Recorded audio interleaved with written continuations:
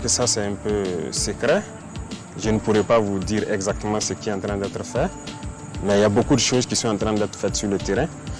Et dans la même lancée aussi, nous avons exhorté les populations à participer activement à la défense. Parce que vous voyez, je disais que des gens partent en Chine souvent regarder la muraille de Chine, mais ça a été construit dans la guerre. Pourquoi ici, on ne peut pas faire des obstacles pour empêcher l'ennemi de pénétrer dans nos villes, dans nos villages? Donc avec les chefs de circonscription administrative, partout où je passe, je leur dis donc de mettre les populations au travail avec l'appui de FDS pour définir des périmètres où l'ennemi ne doit pas franchir. C'est à eux de créer les types d'obstacles qu'il faut, d'organiser le terrain et d'être aux aguets. Parce que c'est des comportements que nous devons adopter. Même si le terrorisme finit, nous devons nous mettre toujours en posture de guerre pour toute éventualité. Donc les autres leviers de consolidation, je ne peux pas vous les détailler ici. D'accord. Voilà. D'accord. Alors, monsieur le président, des officiers et sous-officiers de l'armée ont été radiés donc pour fautes lourdes. Peut-on en savoir davantage sur ces fautes? Oui, c'est vrai que depuis un temps, il y a eu des cas. Lorsque vous êtes en guerre, un officier, on le confie des hommes. La vie des hommes est entre vos mains. Vous devez les commander et prendre toutes les mesures pour qu'ils puissent combattre et vaincre. Il peut arriver que vous combattez jusqu'à épuisement de vos moyens. Ça peut arriver. Là, vous êtes mort en héros. Mais lorsque l'officier ne prend pas toutes les mesures pour que ces hommes puissent combattre, les hommes ne sont pas... ils ne répondent pas d'eux-mêmes. Ils ont été formés pour exécuter des ordres. Je vais vous donner quelques exemples. Lorsque on a le renseignement de probables attaques, c'est diffusé.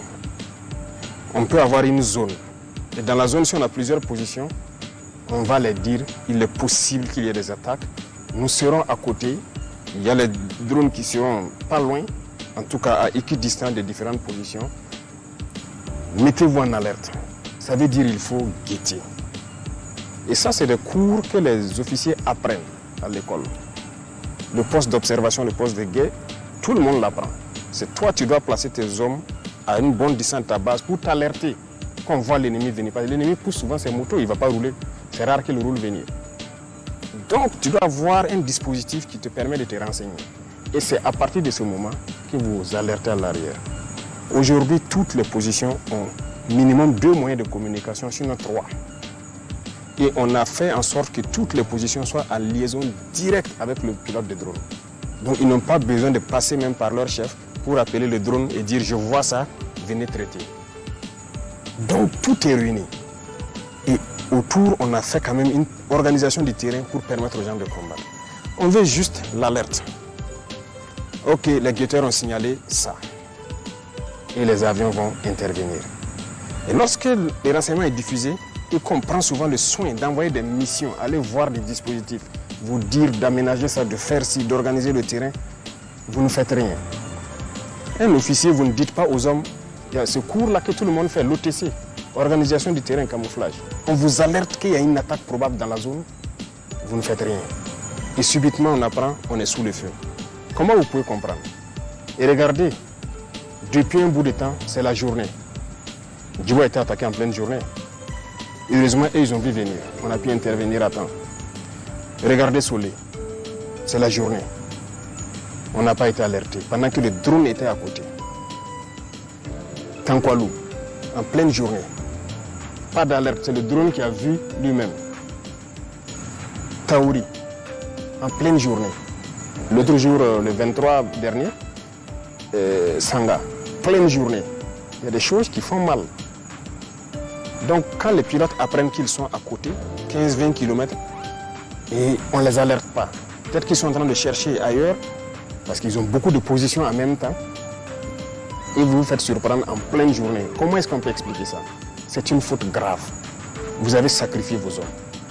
Un officier, il ne dort pas. Il se repose. Mais vous n'avez pas le droit de dormir. Et tout ce que vous commandez aux hommes de faire, ils vont le faire. Si l'homme n'exécute pas, vous les punissez. Jusqu'à la radiation aussi. Donc il y a des responsabilités et c'est lourd. Et les gens doivent se réveiller. On a eu des cas où des gens signalent l'arrivée d'ennemis. Les drones arrivent, ils les demandent donc c'est quel côté, on observe, on ne voit pas. Il dit non, on avait signalé là-bas, on dit qui a signalé? Est-ce que tu as quelqu'un? Vous voyez les antennes, les pylônes là? Presque dans toutes les communes, il y a des pylônes. On dit aux gens même de monter là-bas et guetter au loin, ça vous permet de voir en profondeur. Ils ne le font pas. Les pilotes le demandent, est-ce que tu as mis quelqu'un dans l'antenne pour observer au loin, pour nous guider? Il dit oui. Et le pilote lui répond, vous mentez, je suis à votre verticale, il n'y a personne sur l'antenne. Il se rend compte maintenant que c'est la réalité. Mais vous mentez à qui? Ça, ce n'est pas un comportement d'officier. On a connu ces cas, beaucoup de cas comme ça. Donc, on ne peut pas être soucieux de la vie de vos hommes plus que vous-même, l'officier sur le terrain. Donc, voilà pourquoi, avant l'année passée, en J, on avait dit ceux qui veulent quitter l'armée n'ont qu'à quitter. Il y a une note du ministère de la Défense. Si vous ne quittez pas, vous allez assumer si vous fautez. Et pour moi, c'est une trahison. Lorsqu'un officier ne fait pas travailler ses hommes, ne prend pas toutes les mesures. Si vous prenez toutes les mesures et que vous combattez et qu'il y a des pertes, on peut comprendre. Mais lorsque les mesures ne sont pas prises, mais on va vous radier. Ça sera sans appel, parce que vous n'allez pas sacrifier les enfants des gens inutilement. Monsieur le Président, ces radiations n'auront-elles pas un impact sur la cohésion du groupe? Et la mort. La mort de pauvres soldats là. C'est ça. Le soldat est fait pour exécuter. Et c'est à vous, l'officier, de le dire, va te poster ici, tu observes et tu me rends compte. Et l'officier à son poste, il écoute en permanence. C'est à vous, l'officier, de dire le matin, faites des obstacles ici. Si vous ne comprenez pas, le soldat meurt. Ça entache plus la cohésion. Il faut assumer. Et c'est ce qu'on a reproché d'ailleurs aux gens dans le passé. Il faut être ferme souvent. Voilà. La guerre ne se fait pas dans le laxisme parce que ça se paye cash. Ça se paye cash. Moi, j'ai été sur le terrain. Les hommes qui ont été sur le terrain me connaissent.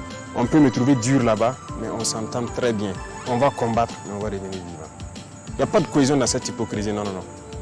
On préfère que les hommes puissent combattre, venir raconter leur bataille. C'est ça le plus important. Monsieur le Président, parlons maintenant de coopération militaire au sein des pays de l'Alliance des États du Sahel.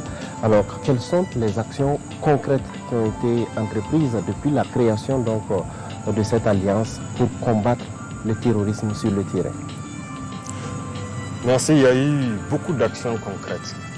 Et c'est très réjouissant ce qui se passe sur le terrain. C'est devenu les mêmes armées.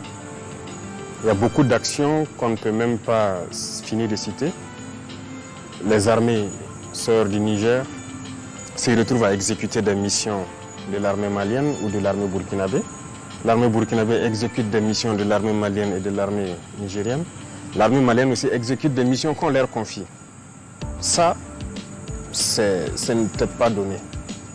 Voilà. Deuxième chose, la coopération sur le terrain. Les forces sont mélangées et combattent ensemble très souvent. Et donc nous réussissons ça, surtout donc, dans la bande frontalière avec le Niger. Nos forces combattent côte à côte actuellement.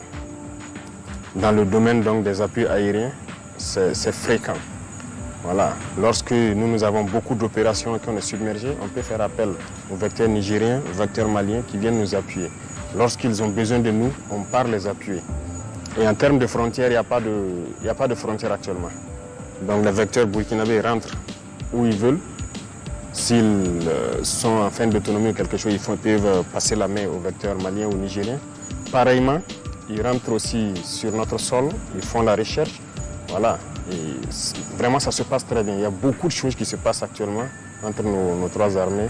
Et l'objectif, c'est de créer dans un futur proche, voilà, une brigade expéditionnaire pour le compte de l'AES qui pourra faire donc des manœuvres en toute autonomie partout dans l'espace AES. On l'a annoncé, mais maintenant le travail se fait en bas pour faire germer la force. Voilà, à chaque étape, on ne va pas forcément sortir, dire que nous sommes à tel effectif, mais chacun a reçu ses instructions et est en train de travailler à mettre en place ce qu'il doit mettre en place. Donc, vous le saurez au moment venu. Justement, est-ce que les pays auront les moyens financiers et matériels également nécessaires pour pouvoir mettre en place une telle force? C'est ce qu'on nous a toujours dit. On n'a pas les moyens, il faut aller chercher les moyens ailleurs. Regardez aujourd'hui ce que nous avons au Burkina. quelqu'un nous a prêté 1 franc, quelqu'un nous a donné quelque chose, mais nous avons combien de bataillons équipés? En 2022, à côté, on avait combien de bataillons équipés? On avait un bataillon opérationnel, parce qu'il y avait au moins 4 ou 5 compagnies opérationnelles qui étaient équipées, qui peuvent sortir de façon autonome. C'est une réalité. En plus de ça, c'était les forces spéciales, l'hygiène peut-être. C'est eux qui avaient les moyens d'être projetés en même temps. Le reste, ils n'ont pas les moyens. On s'assoit et voilà, lorsqu'il y a opération, il faut rassembler à les donner. Parce que c'est dur d'équiper, c'est compliqué. Ce n'est pas vrai. Si on gère bien, il y a la possibilité d'équiper. C'est ça aussi que nous avons reproché, c'est tout ça qui nous a révoltés. Mais on nous avait nous aussi mis des choses en tête, que c'est difficile d'acquérir l'armement, c'est cher, c'est si. Nous, on a pris notre courage à 2 mains, on s'est mis face à la réalité. On nous a mis des bâtons dans les roues pour ne pas nous permettre de nous équiper. Vous êtes au courant, je l'ai dit plusieurs fois. Mais aujourd'hui, nous avons plus d'une vingtaine de bataillons équipés qu'on peut projeter d'une minute à l'autre. Ça veut dire lorsqu'on dit aux 20 bataillons de démarrer pour telle direction, ils n'ont pas besoin que quelqu'un vienne leur donner quelque chose, ils démarrent. Donc cette force, on peut l'équiper. Regardez les armées maliennes, regardez les armées nigériennes. La dernière fois, vous voyez l'équipement du Niger qui passait par là pour rentrer au Niger. Donc nous pouvons nous équiper. On n'a pas besoin d'un appui. Monsieur le Président, aujourd'hui, quel bilan faites-vous? Bilan d'étape de la guerre contre le terrorisme. Le bilan, c'est long à faire. Donc je viens de vous expliquer d'où est-ce que nous venions. Je ne dirais pas de zéro, mais en tout cas, il n'y avait pas quelque chose de substantiel pour faire la guerre. Aujourd'hui, nous pouvons contenir la menace. Ça, c'est une chose. L'armée a retrouvé plus ou moins sa capacité de combattre.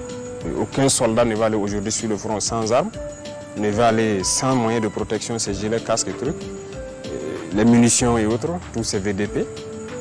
Le maillage a changé, et ça fait qu'on a occupé plus le terrain. Il y a beaucoup de zones où on n'avait pas de présence de force, où il y a aujourd'hui de la présence. Et ça fait que, bon, dès que la présence des populations aussi rejoint. Donc ça, c'est une avancée majeure. Et maintenant, la réorganisation de l'armée pour l'adapter aux réalités actuelles, ça aussi, c'est une avancée majeure. C'est tout ça qui permet d'avoir des résultats sur le terrain. Mais on n'a pas peut-être le temps de détailler point par point, au risque de revenir sur des choses qu'on avait déjà dites. Donc, il y a beaucoup quand même de choses qui sont faites. Alors, Monsieur le Président, justement, nous sommes en guerre, mais il faut préparer également l'après-guerre. Comment comptez-vous réorganiser l'armée après la guerre? Oui, l'après-guerre, dès qu'on est en guerre, c'est pour préparer l'après-guerre aussi. L'armée doit participer, pour nous, l'armée doit participer activement à la vie de la nation. Rien qu'aujourd'hui, en Conseil, nous avons parlé d'un certain nombre de sujets où l'armée doit intervenir dans plusieurs domaines. Alors, il faut que l'armée puisse occuper un rang de sorte que la crise que nous avons connue ne puisse pas revenir à l'avenir. Et on ne peut pas avoir ces prédispositions-là sans donner une place à l'armée. Donc, en termes de maillage, de présence dans certaines structures stratégiques, l'armée sera importante. C'est-à-dire notamment là où il y a beaucoup de personnel d'une certaine qualité pour rien que le renseignement. Dans la vie active du pays, notamment l'agriculture, nous avons commencé à préparer le terrain aussi. Actuellement, dans beaucoup de casernes, on a ciblé un certain nombre de casernes. Ils ont fait des forages à gros débit. On veut initier les militaires à la production. Et ça a déjà commencé avec l'initiative présidentielle. Donc il y a plusieurs casernes. Et à l'élevage aussi, à beaucoup de choses, c'est-à-dire l'agriculture. L'armée va participer à la production. Vous avez suivi à Bagré ce qu'on a fait avec l'unité mixte qui est là-bas, VDP et militaire. Au début, les gens croyaient que ce n'était pas possible. Mais ils ont produit sur beaucoup d'hectares. Et donc on est en train de multiplier ce genre d'initiatives pour que l'armée puisse participer à la production agricole. L'armée va participer à l'éducation des plus jeunes aussi, parce que le patriotisme, il faut l'enseigner.